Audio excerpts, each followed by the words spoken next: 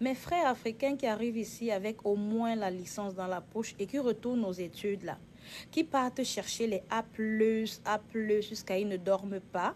Ils partent chercher les A+, jusqu'à ils sacrifient leurs enfants. C'est pourquoi le projet, c'est quoi?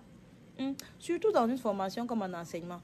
À la fin de ta formation, quand tu as ton brevet, que tu avais A+, que tu avais C+, c'est le même salaire si tu es au même échelon que celui-là qui a A+, ou C+. Donc, arrête de te casser. Donne de ton mieux et trouve un équilibre entre ta famille et tes études. Ne sacrifie personne. OK? C'est ça. Donc, on ne vient pas chercher les A+, ici, on vient chercher la formation et pour chercher l'argent. Bye. Bon, premièrement, ce que moi j'ai à dire après avoir écouté cette vidéo, c'est que il faut faire attention parce que lorsque on vise le minimum comme les C+ ou les C-, on risque très facilement de tomber dans les D et dans les E qui signifie échec, ok?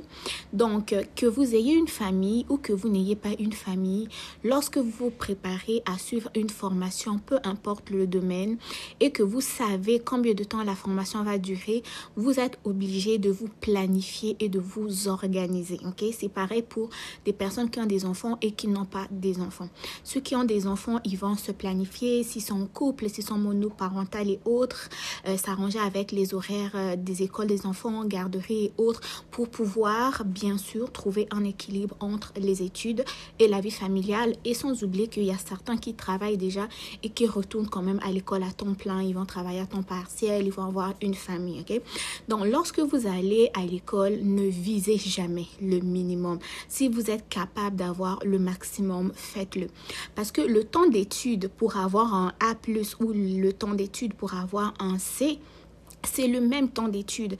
Et pourquoi pas si vous êtes capable de vous concentrer plus pour avoir plus de connaissances et plus de compétences pour avoir un A+, pourquoi vous dire que je pourrais avoir un A, mais je préfère aller...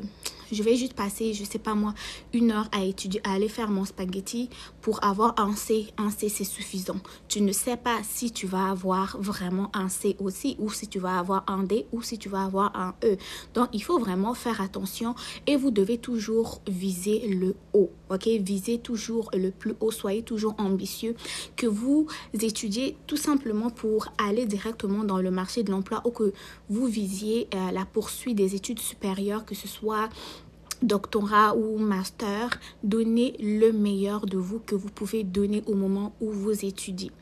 C'est sûr que des personnes qui ont déjà des familles, certes, on a moins de temps à consacrer à nos familles parce qu'on doit étudier, mais c'est quelque chose que vous devez discuter avec votre partenaire avant même de commencer votre projet d'études afin que vous puissiez trouver un consensus, un équilibre entre les deux. Parce que vous étudiez, vous avez une famille, mais vous n'étudiez pas tout simplement pour vous-même, mais vous étudiez pour votre famille, pour votre conjoint et pour vos enfants. Vous étudiez en fait pour le futur familial. Donc, si vous êtes capable de donner votre 100%, donnez votre 100% au moment présent. Et aussi, on ne sait jamais comment est-ce que demain...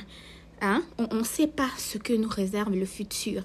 Aujourd'hui, vous avez étudié pour intégrer le marché du travail, mais peut-être que demain, le poste que vous avez ne vous intéressera plus. Vous allez avoir d'autres ambitions qui auraient nécessité d'avoir un A+, mais malheureusement, vous n'avez pas eu un A+, vous avez eu un C ou même vous avez eu un D. Ok?